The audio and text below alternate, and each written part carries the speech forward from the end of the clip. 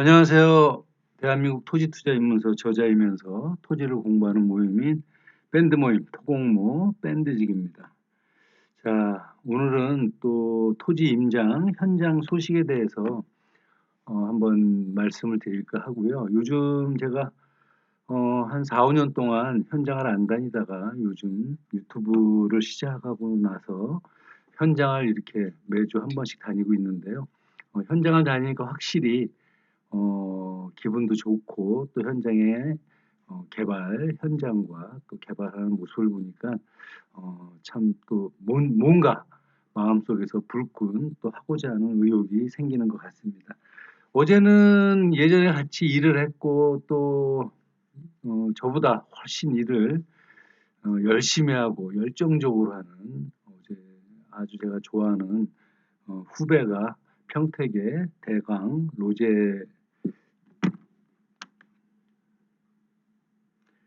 로제비앙이죠. 죄송합니다. 대강 로제비앙 아파트 모델하우스가 어제 평택에 오픈을 해서요. 거기에 다녀왔습니다.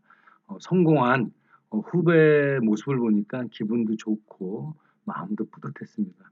뭐 갑자기 왜 그 후배 얘기를 하냐면 그 후배 같은 경우는 오늘 제가 하고자 하는 그 내용 중에 토지 투자는 타이밍이다 하는 내용. 그것을 상당히 잘 타이밍을 잘 타는 친구인 것 같아요. 그래서 제가 그 친구 얘기를 했고요. 여러분들 토지 투자 우리가 현장을 다니면서 요새 용인의 뭐 반도체 산업단지다 또 요새 그 이슈가 되는 또 포천에서 세종간 서울 세종이죠. 고속도로 현장 요새 눈에 많이 보이지요. 그래서 많은 분들이 GTX다 해서 현장을 많이 다니십니다. 그러면 과연 우리는 그런 현장뿐만 아니라 땅에 관심이 많고 땅을 사서 땅에 투자를 해서 돈을 벌고 싶은데 타이밍이 언제 사야 되겠느냐 상당히 그런 부분들이 우리의 숙제이죠. 또 과연 지금 이 땅을 사는 게 맞느냐 시세가 맞느냐 이런 것들이 그 아파트나 어떠한 상가 건물은 시세 분석하기가 물론 쉽지는 않겠지만 그래도 토지에 비해서 수월한 편인데 과연 어떻게 분석을 해야 될 것이냐 지금 투자하는 게 맞느냐 이런 부분에 대해서 상당히 저희가 고민을 많이 할 수밖에 없죠. 그래서 보시면 그 토지 가격의 상승 요건 및 변화라고 제가 이제 써놨는데요. 이제 토지 가격이 상승하는 거는 보통 뭐 사회 간접 자본 SOC라 그러죠. 거기에 뭐 공공이나 민자 등이 있는데 기반 시설이라든지 도로, 철도, 산업단지, 학교 등 여러 가지 개발이 되면서 가격이 상승을 하고요. 그러다 보면 어떠한 수요, 그 개발지 안에 수요는 많이 생기는데 공급의 양에 따라 가격의 변화가 또 상당히 바뀌게 되죠. 우리가 보통 토지는 부증성이라 그러죠. 토지는 물리적으로 만들 수 없는 재화이기, 재화이기 때문에 땅값이 많이 오르는 그런 것들을 볼 수 있습니다. 특히 개발지에 가면은요. 자, 그렇게 해서 사회 간접 자본의 투자로 인해서 토지 가격이 상승을 하고요. 또 어떠한 자체 개발, 내 땅을 주변에 어떠한 전원주택 개발 단지라든지 여러 가지 토지 가격, 토지 가격이 상승하는 어떤 개발로 인해서 내 토지가 어떠한 그런 수요에 비해 공급의 어떠한 원인이 돼서 가격이 오르는 경우도 있고요. 또 지자체 도시개발 사업 많이 하죠. 뭐 요새 지자체 다녀보면 오늘 뭐 할 내용 중에 하나인데 토지 구획 정리 사업 뭐 이런 것들 환지 방식이라든지 이런 걸로 인해서 가격이 또 상승이 되고요.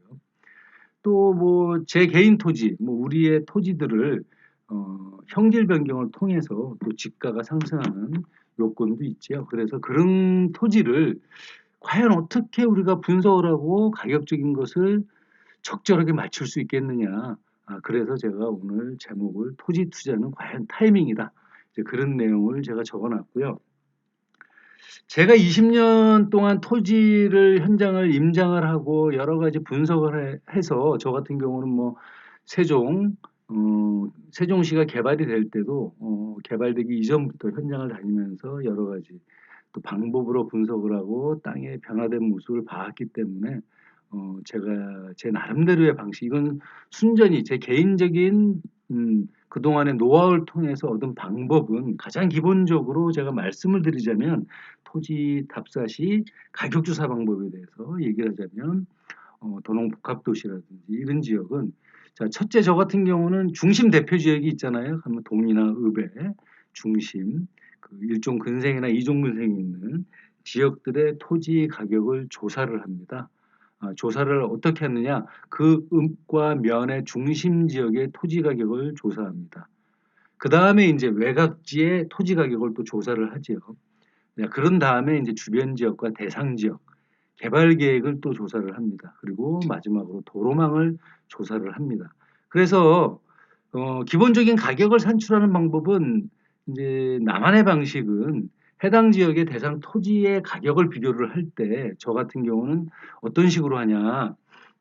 예를 들어서 도시 지역은 주거, 상업, 공업, 녹지 지역이라고 말씀을 드렸는데요. 보통 지방의 읍면 단위의 중심 지역을 가보면 거기에도 도시 지역이 있다는 얘기죠.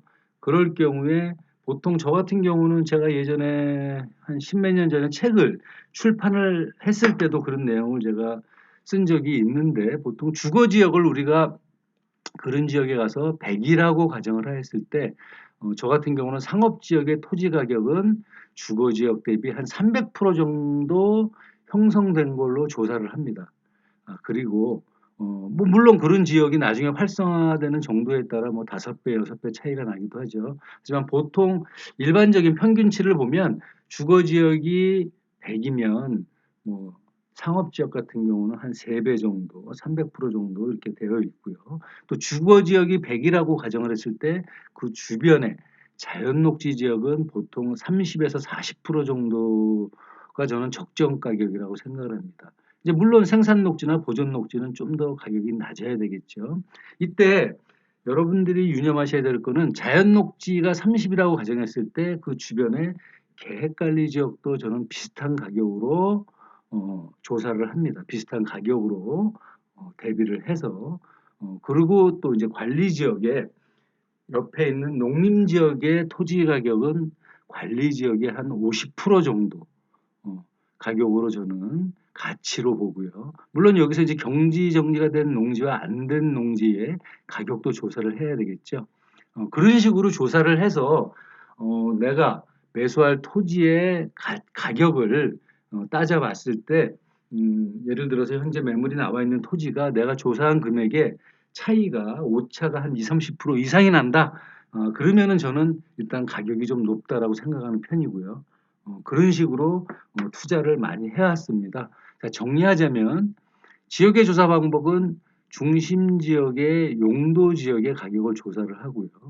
또 중심 지역 주변에 보면 또 마을이 형성되어 있는 용도 지역이 있어요. 그 마을이 형성되어 있는 지역에 그 중심 지역의 외곽이겠죠. 그런 지역들은 이제 보통 비도시 지역, 거기에 이제 용도 지역을 조사를 한 다음에 이제 농림 이런 식으로 조사를 합니다.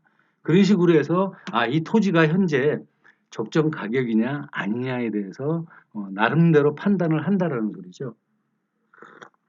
그래서 보통 토지 가격을 보시면 저는 이런 것 같아요. 왜 타이밍이 중요하냐면 가격이 저는 보통 소문이 날 때 가격이 많이 오르고요. 소문이 나서 가격이 많이 오르면서 뉴스 확정된 거죠. 법률적인 어떠한 책임이 있는 확정이 되었을 때 또 한 번 오르고요. 나중에 이제 그것이 그 시설들이 또 공사가 착공이 됐을 때 또 한 번 크게 가격이 오르더라고요.